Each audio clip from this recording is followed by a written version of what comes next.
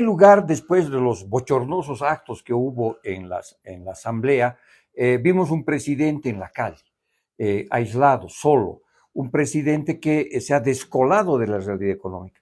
¿Tú te imaginas escuchar al presidente personas que están en las filas de diésel y gasolina, personas que han perdido toda su producción, personas que no tienen para los insumos, personas que han perdido contratos, que no tienen diésel o gasolina para sus tractores, personas que han perdido muchísimos recursos con pollos y otro tipo de productos, pues deben quedar pasmados porque no han mencionado una sola palabra. Es, ¿no es cierto?, una situación sumamente delicada que el presidente está muy alejado del país. Nos ha hablado de lo de siempre, una industrialización que nunca llega, ¿no es cierto?, un proyecto de litio que sigue caminando muy lentamente, proyectos de siderurgia que son promesas también antiguas, el tema de la industrialización del biodiesel, que también es una promesa, es decir, hay una distancia enorme entre la realidad económica y lo que el presidente lee como realidad económica y prioriza. No ha habido una sola palabra, una señal clara de cómo resolvemos estos problemas concretos que estamos viviendo en la actualidad, especialmente la falta de diésel y gasolina. Por otra parte, el país con una inflación cercana al 10%, nada de eso. Un país que el crecimiento este año va a llegar a 1.5, 1.6 como máximo. Recesión, ni una palabra. Déficit público 12 años seguidos, 10% del PIB, ni una sola palabra. Un sector energético que está parado prácticamente, ni una sola palabra. Un tema gravísimo de reservas internacionales del Banco Central, que no hay dólares para mantener el tipo de cambio, peor para importar diésel y gasolina, una sola palabra. Entonces, es un discurso que muestra pues que el presidente está muy solo, que está aislado y que se ha descolado, se ha distanciado de la realidad económica, social y política del país.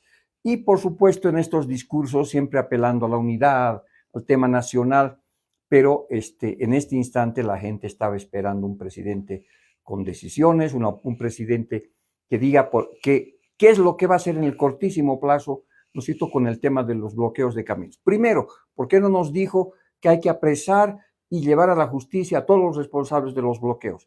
¿Por qué no propuso una ley antibloqueo para que se apruebe inmediatamente para que el bloqueo tenga 15 años de cárcel? ¿Por qué no ya presentó un programa para mejorar o ayudar con los créditos a las personas que han perdido todo durante estos 23 días? ¿Por qué no hizo un programa económico de sustentación, ¿no es cierto?, de mejora de los caminos, pero inmediatamente? ¿Por qué no presentó, ¿no es cierto?, por ejemplo, la liberación completa de la importación de diésel y gasolina, que ayudaría significativamente a la falta de eso? Nada de eso, es el corto plazo, está en un infierno y el presidente está mirando un mediano y largo plazo donde son puro promesas, ¿no? Lamentablemente, pues, se perdió una gran oportunidad para dar un golpe de timón a esta realidad económica, social muy crítica que estamos viviendo. Da la impresión que este último año va a ser sobre todo el entierro del modelo económico, social y político. Nosotros vemos al presidente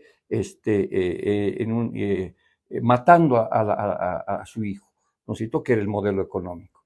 Y vemos un presidente que le echa la culpa de las cosas que él también fue responsable, como es el caso de la nacionalización y el fracaso total que hubo en el sector gas natural, que dejamos de ser potencia gasífera para ser un país importador. Ni una sola palabra de eso.